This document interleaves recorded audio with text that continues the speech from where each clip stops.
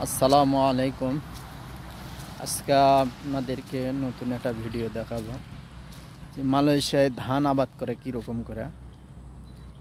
করে আমাদের বাংলাদেশে যেমন বিচন ফালানোর পর আবার অন্য জায়গায় নিয়ে যায় তুলে তুলে আর এখানে একবারে সরাসরি তাও আবার ডন মেশিন দিয়া এই ধানটা আবাদ করে, মানে লাগায়।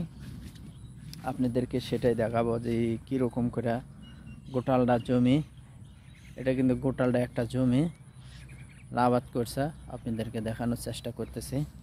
আশা করি এই ভিডিওটা আপনাদের ভালো লাগবে। এইটা দেখেন, এইটা ডন মেশিন দিয়ে এটা ফালাছে, পুরোটা জমি মানে বিছা গেছে। এটা কিন্তু একটা জমি, এইটা ধান আমরা জিঙ্কা বিছন ফালাই এরকম ডাইরেক্ট ধান আবাদ করছে। এটা মানে এটার থেকে একবারে ধান হবে, এই জন্য আপনাদেরকে মনে করলাম ইনশাল্লাহ এই ভিডিওটা দেখাই। এখান থেকে অন্য জায়গায় যাওয়ার পরিকল্পনা করতেছে, আল্লাহ পাক যদি নিয়ে যায় সুস্থভাবে আলহামদুলিল্লাহ। এই জন্য আপনাদেরকে দেখালাম। এ হচ্ছে পুরোটা মাঠ, এই পুরোটা মাঠে ধান লাগায়। আর আবার এই ধানের ভিয়েতে পানি দেওয়ার এই দেশে কিন্তু ডিপ নাই, এই তো ড্রেন বানাচ্ছে। এই তো ড্রেন, এটা হচ্ছে ড্রেন, আর এটা হচ্ছে পানি ছাড়ার মুখ। পুরোটাই জমি, একটা করে জমি বিশাল বড়, ওই বিল্ডিং পর্যন্ত একটা করে জমি লম্বা দেখতেছেন, একটা করে জমি পুরোটা বিল্ডিং পর্যন্ত লম্বা। এই হচ্ছে কার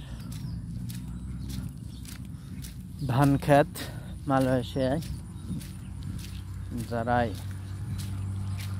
দেখেননি। এটা হচ্ছে কার মুখ খুলে দেওয়ার, আর এই মুখে আছে পাইপ, ওই তো পাইপ ওই সাদা ইয়ারটি দিয়ে ঢাকা থাকা, এখন পানি না যাওয়ার জন্য।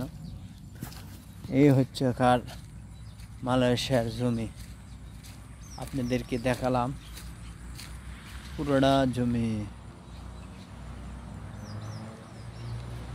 এ হচ্ছে পুরোটা জমি, আর পানি আটকা রাখিছিল, পুরো পানি আটকা আছে। এটা জমি ফলন হয়েছে।